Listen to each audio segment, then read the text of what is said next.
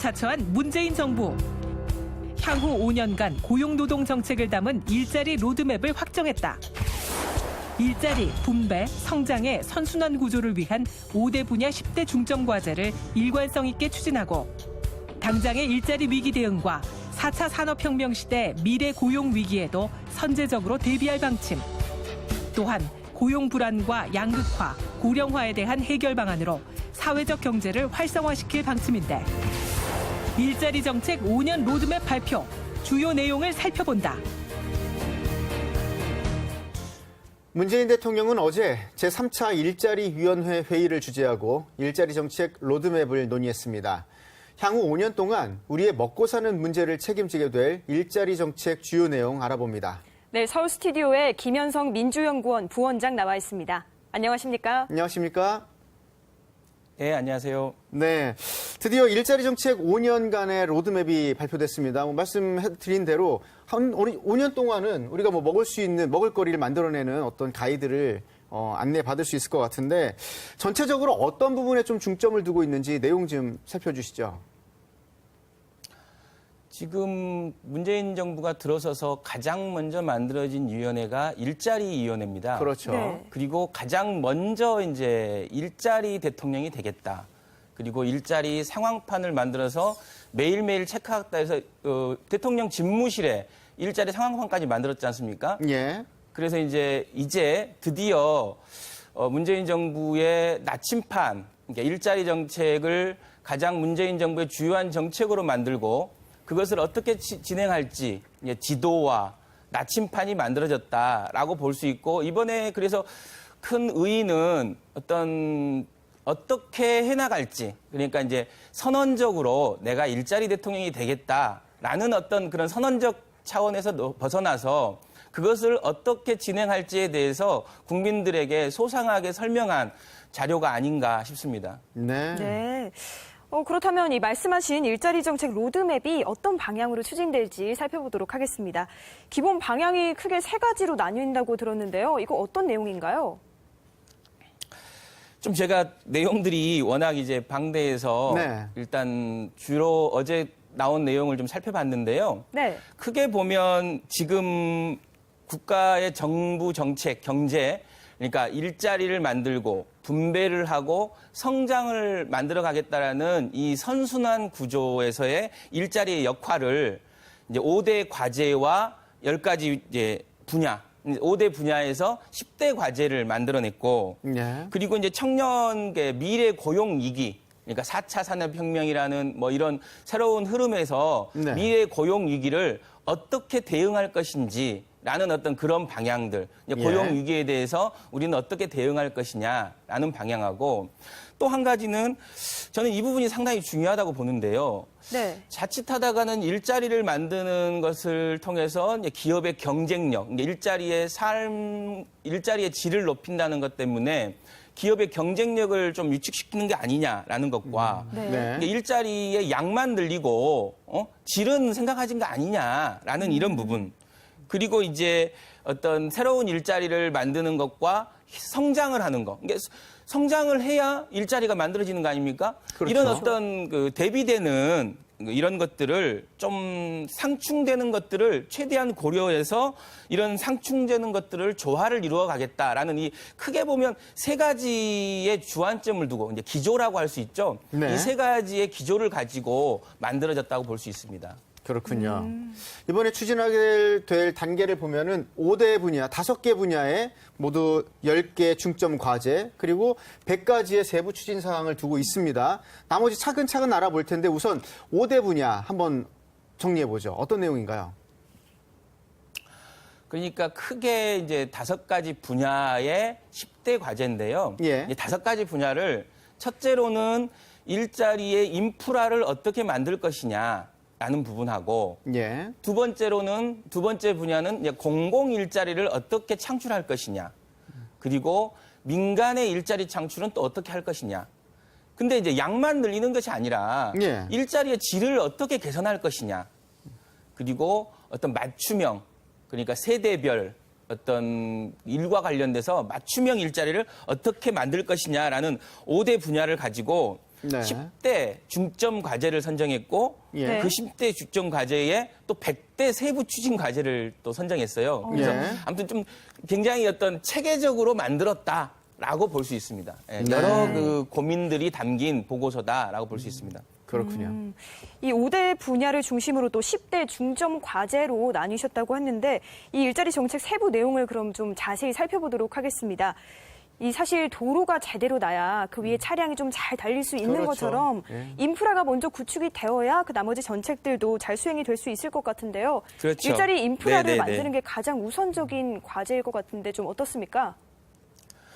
그러니까 이제 핵심은 인프라 구축의 핵심은 정부의 모든 정책을 일자리 중심으로 재설계한다.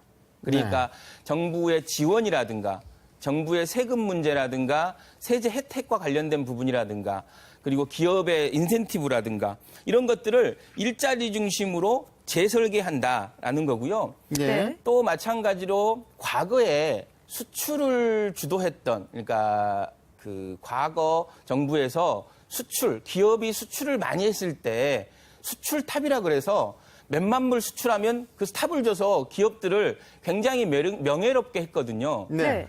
그런 것처럼 고용을 많이 하는 기업에게 이제 고용탑이라 그래서 명예롭게 하는 어떤 그런 그 일자리를 만드는 기업에게 훨씬 더 명예와 그 사람들에게 혜택을 주는 방식의 어떤 인프라를 만들어 간다. 그러니까 일자리를 만드는 기업들이 존중받고 일자리를 만드는 기업이 더 많은 혜택을 받을 수 있도록 만들어 간다라는 네. 게 이제 인프라 구축의 핵심인 것 같습니다. 네. 그렇군요.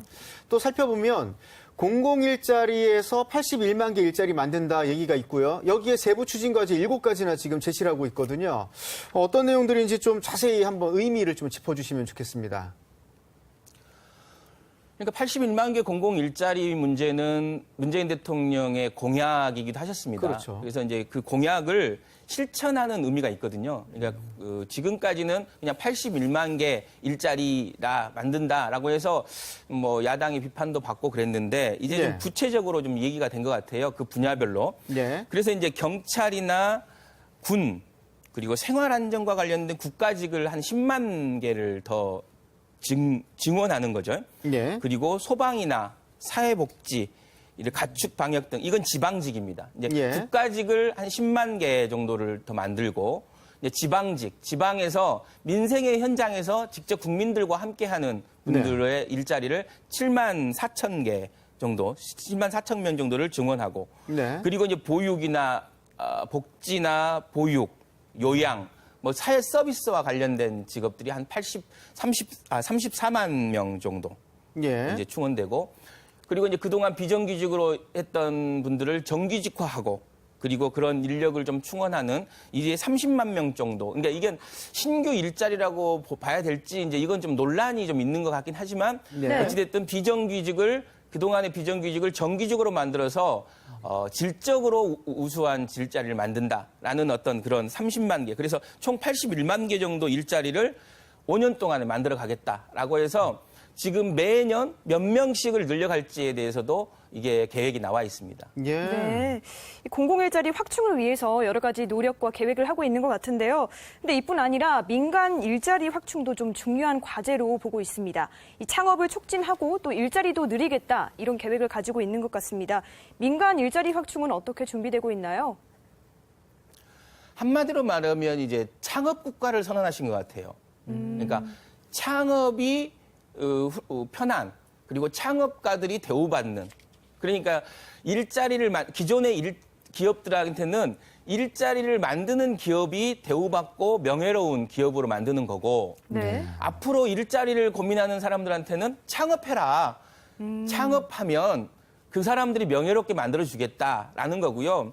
그래서 이제 결국은 그 내용 중에 보면 교수나 연구원들이 창업을 하게 됐을 때 휴직을 인정해주는 뭐 이런 제도라든가 네. 네. 그다음에 이제 그 기업의 근로자들을 400만 원 정도를 소득 공제를 해준다라든가 이 창업 기업에 그리고 이제 연대 보증을 폐지. 그러니까 아니 지금 기업을 만들었는데 누가 그 기업한테 연대보증을 해주겠습니까? 그래서 그 연대보증 안 하면 대출 안 해주고 기업에 자금을 안 내주는 이런 좀 불합리한 게 있었거든요, 그동안. 예. 그래서 그 연대보증을 아예 폐지하는, 그러니까 새로운 창업자들한테는 연대보증을 폐지하고 그 기술만으로서 인정받게 하는 뭐 이런 각종, 제가 봤을 때는 창업 천국을 만드시려고 하시는 것 같아요. 그래서 이 이스라엘이 창업 국가를 표방하듯이 예. 이 새로운 정부도 혁신 성장의 가장 핵심으로 창업 국가를 내세우고 있는 게 아닌가. 그래서 일자리 정책도 그렇고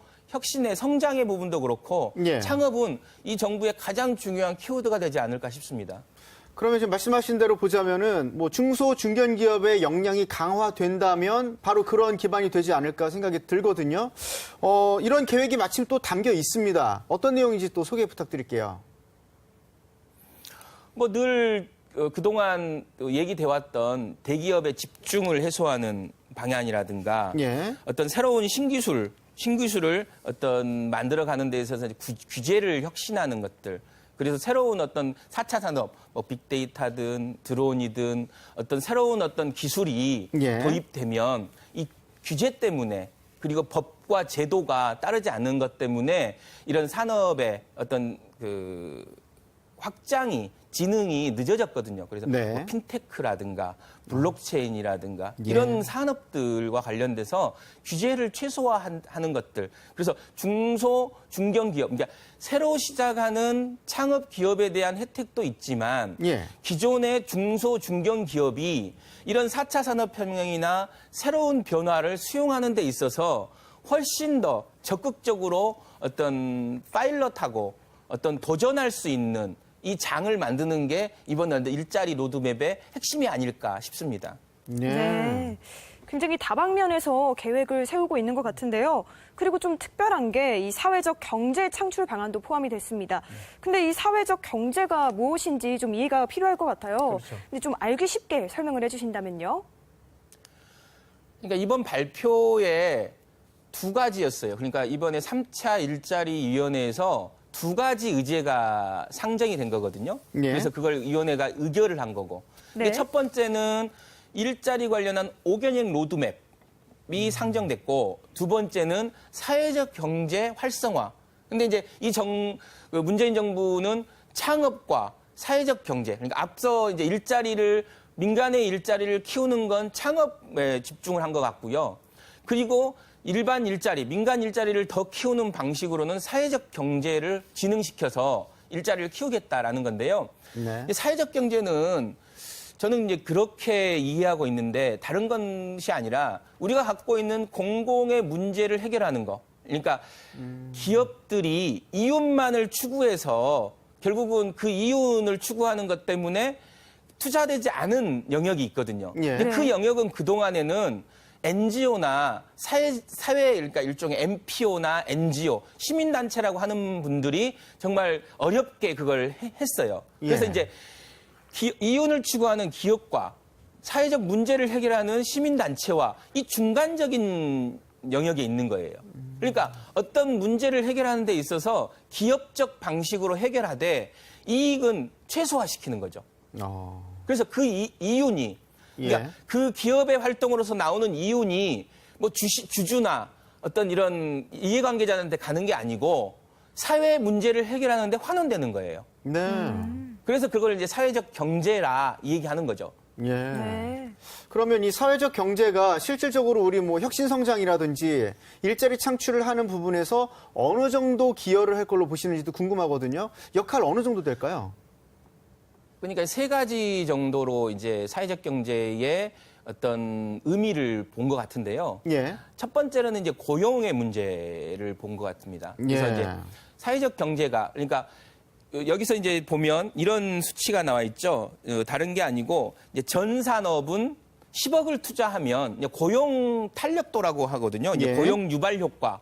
이게 이제 전 산업은 10억을 투자하면 뭐 12명 정도, 13명 정도의 고용이 만들어지는데 예. 이 사회적 경제라고 하는 협동조합은 38, 38명의 어떤 고용이 만들어진다. 그래서 이제 한 2배 정도, 2배 이상의 네. 고용 효과가 있다라고 해서 고용을 늘려주는 효과. 예. 그리고 정부나 시민단체가 해야 될 일종의 사회 안전망을 이제 기업의 방식으로 하는 거죠. 돈도 벌면서 그리고 고용도 창출하면서 예. 우리가 얘기하는 보육이나 복지, 노인 요양 뭐 이런 부분들을 다 해결할 수 있다라는 그래서 예. 사회적 안전망을 탄탄하게 할 수 있다. 그래서 기존의 지금 사회적 안전망은 정부의 이런 복지 서비스와 시민단체나 민간 영역에서의 이런 어떤 요양, 뭐 이런 헬스케어 이런 서비스가 있었는데 거기에 이제 사회적 경제를 추구하는 사회적 기업, 그러니까 협동조합이라든가 마을 기업이라든가 자활기업 이런 분들이 결국은 이런 문제를 해결할 수 있다라는 거고요. 예. 그다음에 이제 사회적 기업도 결국은 창업이죠. 그렇죠. 그래서 창업을 함으로써 어떤 일자리도 늘어나고 결국은 이 창업을 통해서 저는 이제 이번 사회적 경제, 사회적 기업 대책의 장기적으로 보면 가장 본질적인 문제는 네. 정부 지원이 끊기고 나서도 유지할 수 있느냐. 그래서 이제 저는 아마 이제 이런 고민이 많이 있을 것 같아요. 예, 예. 정부 지원 없이도 유지되는 사회적 기업. 이것을 가장 많이 고민한 게 아닌가. 그리고 앞으로도 아마 핵심이 되지 않을까. 그러니까 정부가 지원해야만이 유지되는 사회적 기업이 아니라 네. 정부가 지원이 없어도 유지되는 사회적 기업을 만들어가는 것이 기존의 사회적 경제, 사회적 기업의 접근과는 좀 다른 부분이 아닌가 싶습니다. 뭐 지금 우리가 말하는 사회적 갈등 이런 부분에서 뭐 경제적으로 이익도 추구하면서 화합할 수 있는 좋은 바로 그 계기가 사회적 경제다. 이렇게 봐도 되겠네요. 그렇죠. 그러니까 정부가 해야 될 역할을 예. 기업의 방식으로 하면서 일자리도 늘어나고 예. 고용도 창출되면서 어떤 사회 안전망의 기능도 하는 그러니까 일종의 일석삼조 정도 좋습니다. 되는 예. 거라고 보면 됩니다. 예, 예. 네. 네, 이 앞서 또 말씀하신 게 또 정부의 지원 없이도 그렇죠. 유지될 수 있는 사회적 기업이 중요하다 이렇게 말씀을 해주셨는데요. 사실 그런데 이 사회적 경제를 활성화하기 위해서는 우선적으로는 공적인 금융을 투자를 해서 네. 또 민간 투자 환경을 개선시키자 이런 방안도 포함된 것으로 알고 있거든요. 그렇죠. 이 내용에 대해서 좀 네네. 자세히 소개를 해주신다면요. 그러니까 굉장히 뭐 이제 그동안에는 사실 이게 돈이라는 것이 결국은 이 투자라는 것이 이 투자금을 환수할 수 있느냐라는 것으로 이제 투자처가 정해지는데 이제 신용보증기금이나 이런 데서도 주로 이제 그게 핵심이 됐어요. 그래서 이제 네. 사회적 기업이나 협동조합 이런 데 이제 일종의 대출을 해주고 투자를 하는 데는 좀 인색했던 게 사실이거든요. 네. 예. 그래서 이제 신용보증기금에 사회적 경제와 관련된 투자를 5천억까지 5년 내에 최대 5천억까지 늘리고 그 대상 범위를 협동조합이나 사회적 기업을 넘어서 마을 기업이나 사회적 기업까지 자활 기업까지 포함시키고 그리고 보증 지원 한도도 지금의 이제 1억까지였는데 네. 3억까지 또 늘리고 그리고 대출 목표도 정해서 매년 뭐 400억 이상을 일종의 지원할 수 있도록 네. 만들고 그리고 전용 펀드 그러니까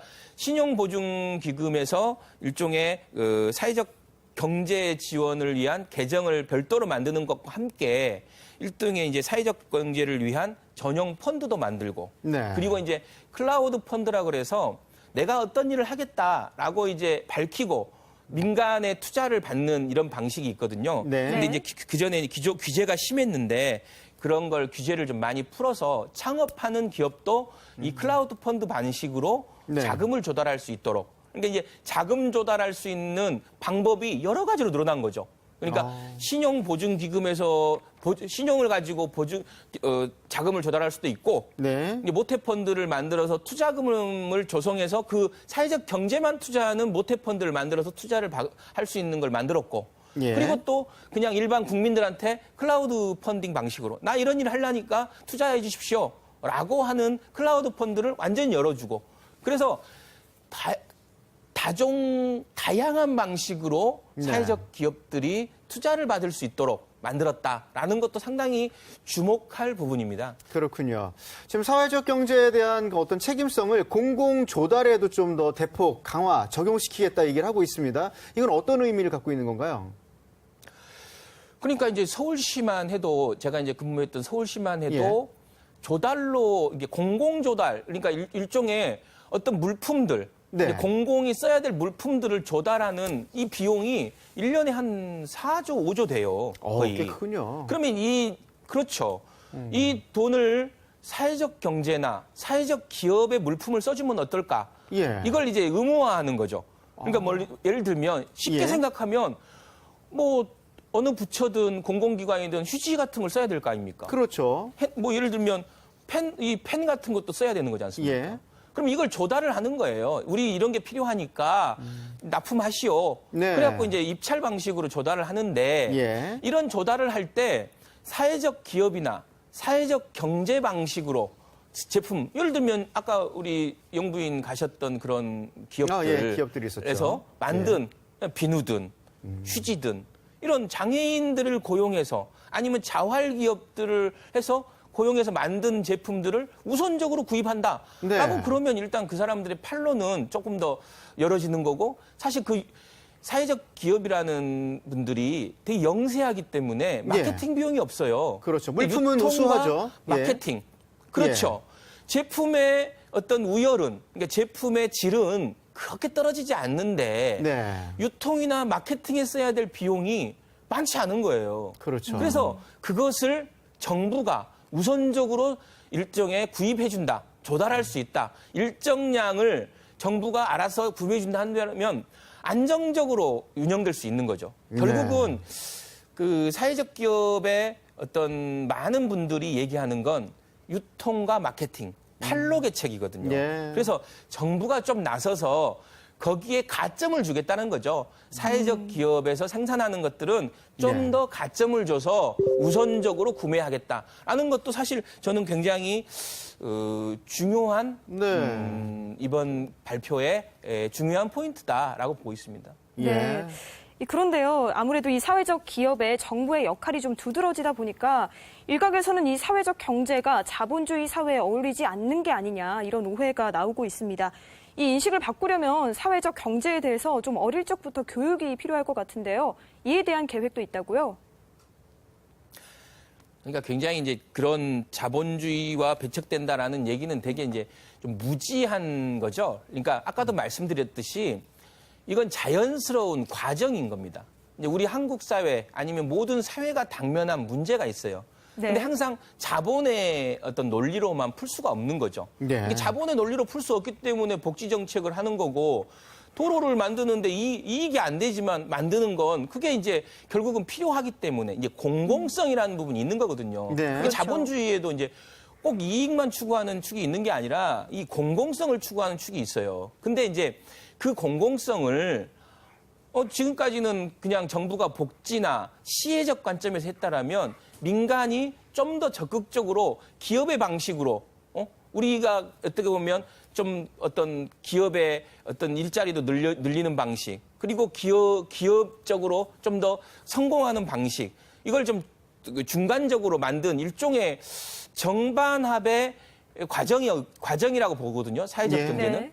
근데 이제 그것을 위해서 그렇게 이제 자본주의에 반한다 얘기하는 건 아마 이제 자본주의의 발전과 이 자생적으로 이 자본주의가 갖고 있는 문제를 해결하는 것에 대해서 조금 무지한 게 아닌가라는 저는 이제 무지에서 나온 게 아닌가라는 생각이 들고요. 이제 그런 분들이 충분히 있을 거라고 저는 보고 그 정부도 이 문제에 대해서 조금 더 적극적으로 이제 일종의 초중고등학교 교과 과정에 어떤 사회적 경제와 관련된 어떤 교육을 하는 이런 부분들을 넣는다라든가 그리고 이제 그 캠퍼스 사회적 경제와 관련된 캠퍼스를 만들어서 사회적 경제를 하는 사람들에게 조금 더 그 다음에 어떤 이론적으로 탄탄한 어떤 논리를 전달하는 사회적 경제 캠퍼스를 만든다라든가 그리고 네. 이제 사회적 경제를 하는 젊은 층에게 어떤 교육을 통해서 사회적 경제를 하는 기업가 정신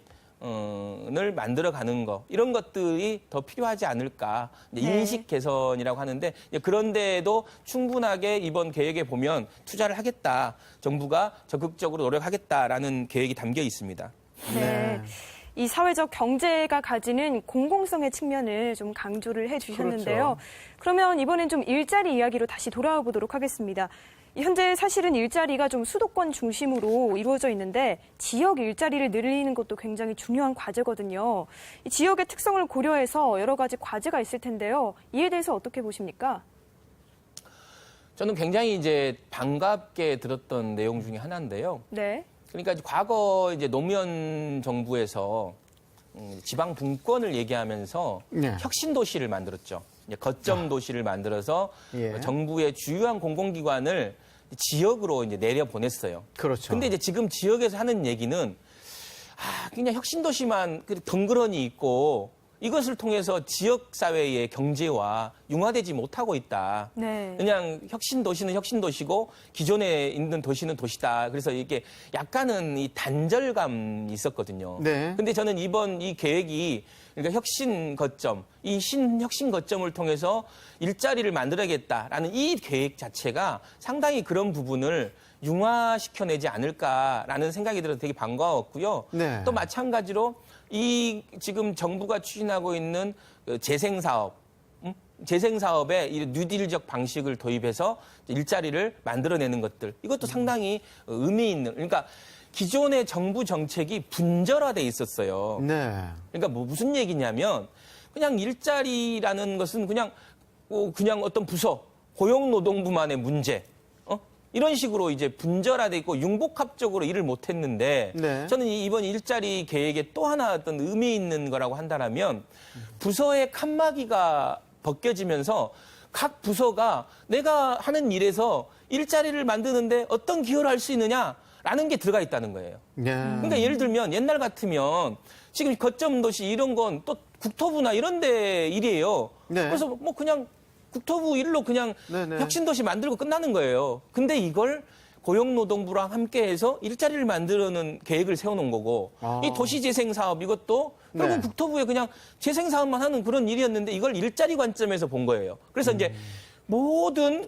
정부의 정책과 일이 일자리 영향이 어떻게 되느냐라는 걸 판단하는 걸로 만들어졌다라는 네. 데서 상당히 좀 의미가 있지 않을까라는 생각이 들어서 좀 반가운 부분입니다. 예, 예. 그렇군요. 뭐 일자리 해결하는 데 있어서 우리 실사고시 얘기하지 않습니까? 뭔가 좀 실용적인 정부 부처 간의 협력, 그리고 지자체와의 협력, 뭐 여러 가지 좀 의미가 있는 그런 기회가 되지 않을까 싶은데 이번에 좀 내용을 보면요. 일자리를 좀 양질의 일자리를 늘린다 계획을 하는데 그 가운데서 비정규직 얘기를 했단 말이죠. 구체적으로. 이 내용 좀 네, 한번 네. 좀 짚어주시죠.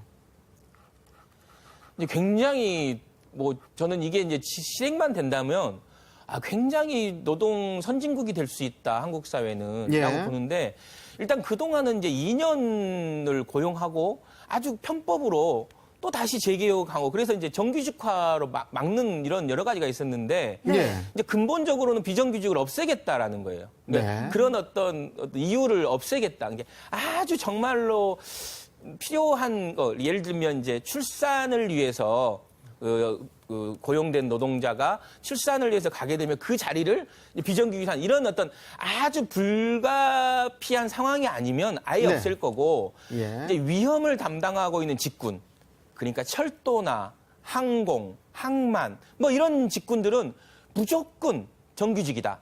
비정규직은 없다 아예. 예. 뭐 이런 식의 이제 아주 가감한 뭐 시도거든요. 그래서 네. 아무튼 그동안 비정규직으로 차별받고 비정규직이나 정규직이냐로 고통받았던 여러 젊은이들한테는 상당히 희소식일 거고 다만 이걸 진행하는 과정에서 기존의 어떤 제도와 좀 더 융합하고 조화롭게 진행하는 것은 상당히 중요하다라고 봅니다. 네. 네.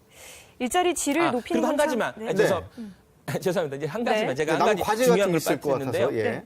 네, 중요한 걸 빠뜨렸는데 이제 동일가치, 동일노동, 동일임금이라고 항상 했죠. 그래서 동일한 일을 하는 사람들이 이게 사실 비정규직 문제의 본질은 내가 똑같은 일을 하는데 저 사람은 대우를 받고 그렇죠. 나는 그냥 대우를 못 받고 뭐 이런 식의 이제 이런 일이거든요. 그렇죠. 아니 똑같이 나는 더 열심히 일하는 것 같은데 저 사람은 정규직이라는 이름으로 더 임금을 많이 받고 혜택을 받고 나는 그렇지 못하고 이런 것들이 있어요. 그래서 이제 앞으로는 비정규직이든 정규직이든 동일 가치 노동에 대해서는 동일 임금을 적용한다. 이것도 굉장히 선언적이지만 의미 네. 있는 거고 이게 반드시 실천돼야 될 일이라고 봅니다. 맞습니다. 네. 네. 동일 가치 노동, 동일 임금 원칙을 확립한다. 굉장히 중요한 이야기인 것 같습니다. 그렇죠. 이뿐만이 아니라 내년까지 최저임금 10,000원 시대를 열겠다. 이런 약속도 했는데요. 이와 관련해서 실행 계획은 어떻게 되나요? 뭐 저는 이제 일단 최저임금의 어떤 그러니까 근로의 질의 문제는 네. 임금의 인상도 있지만 여기서 이제 저는 이제 또 주목해서 보는 건 이제 최저임금을 내년까지 1만을 달성하겠다. 그리고 임금 체불을 근절시키겠다라는 여러 가지 이제 정책적인 이야기를 하시고 있는 것과 함께 저는 최근 어떤 피로 사회라고 하지 않습니까? 한국 사회가. 그래서 굉장히 많은 분들이 이제 그런 것 때문에 자살도 하고 젊은 사람들이 이렇게 취직을 하고도 뭔가 굉장히 힘든 상황이 있는데 노동시간 관련해서도 굉장히 전향적인 그래서 생활의 균형을 만들겠다. 그래서 52시간, 주 52시간 근로시간을 정확하게 확립하고 네. 연 1,800시간 이상 노동의 근로시간을 실현하겠다. 그 이상의 근로시간을 최대한 줄이겠다. 그래서 예. 정말로 저녁이 있는 삶을 만들어가겠다라는 의지의 표명이 아닌가 싶습니다. 네, 좋습니다. 이제 또 보면 연령이나 성별에 따른 일자리 확대 계획도 있습니다. 근데 주요 대상을 보면 청년이랑 여성, 그다음에 지금 뭐 신중년이라고 하는 대상들이 주로 잡혀 있거든요. 의미가 있지 않을까 싶습니다. 그러니까 이제는 더 이상 일자리 문제가 이제 막 사회에 진출하는 청년의 문제만은 아니거든요. 예. 그래서 네. 예를 들면 중간에 경력을 단절했던 여성의 문제라든가 그다음에 이제는 50대를 넘어선 이제 신중년에 들어선 분들이라든가 그래서 네. 이런 분들에게 맞춤형 일자리를 만들고 그것들에게 어떤 적절한 일자리 정보를 제공하겠다. 기존에도 이제 워크넷이라 그래서 일자리 정보를 제공하는 정부의 사이트가 있는데 이것을 훨씬 더 맞춤형으로 만들겠다는 게 핵심이지 않을까 싶어요. 그래서 네. 일자리를 찾는 사람들이 일자리를 찾는 사람의 조건에 맞춰서 적절한 일자리를 매치하는 거. 그러니까 지금 이제 보면 미스매치가 상당히 네. 이제 예를 들면 일자리를 구하는 사람과 그렇죠. 근데 일자리를 이제 찾는 사람, 그러니까 네. 일자리를 그러니까 기업과 일자리를 구하는 구직자 간에 네. 약간 미스매치가 있었어요. 네. 그리고 서로 이제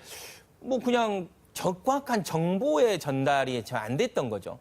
그래서 네. 이제 이런 부분들을 정확하게 정보를 전달을 하고 다만 그냥 무대표식으로 그냥 일자리 정보를 올려놓은 게 아니라 네. 그 사람에게 맞춰서 청년은 청년에 맞는 일자리, 그다음에 여성은 여성에 맞는 일자리, 경력 단절 여성에게는 경력 단절 여성에 맞는 일자리, 그리고 중년에게는 중년의 일자리, 그리고 시니어에게는 시니어에 맞는 일자리 이런 것들을 좀 더 정부가 세세하게 좀 더 연구하고 네. 이것들을 좀 봐서 그 직군과 직종들을 잘 분류해서 전달하겠다. 그래서 맞춤형 1대1 맞춤형 일자리 정책을 만들어 가겠다라는 네. 게 이번 정책의 포인트가 아닌가 싶습니다. 네. 네.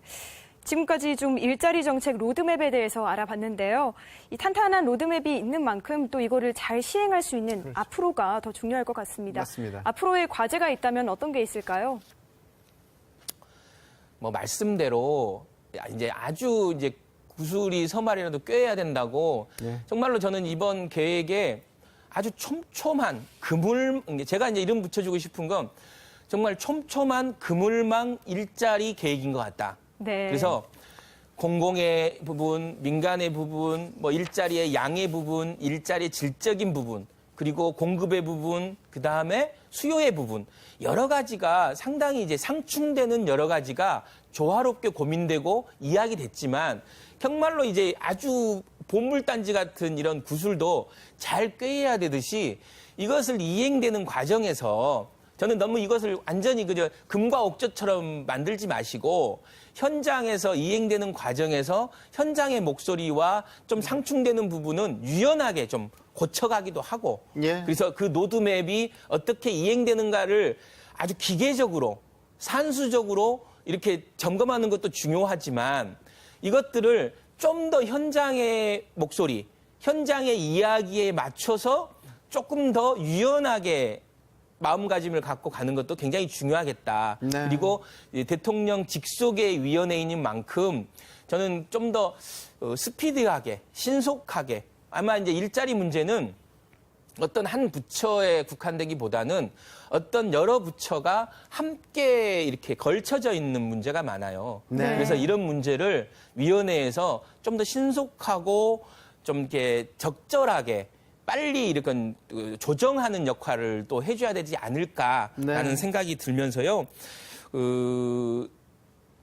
좀 더 이제 발표를 했으니까 이런 것들을 가지고 국민들에게 좀 소상하게 설명드리는 이제 국민 보고회 같은 것도 좀 이렇게 전국적으로 한번 돌아다니시면서 하는 것도 굉장히 의미가 있겠다라는 생각이 듭니다. 네. 이제 뭐 다음 세대를 위한 우리의 준비가 되겠고요. 또 한 세대는 또 적응하고 또 배려해야 되지 않겠습니까? 참 의미 있는 일자리위원회의 첫 회의가 아니었나 싶기도 하고요.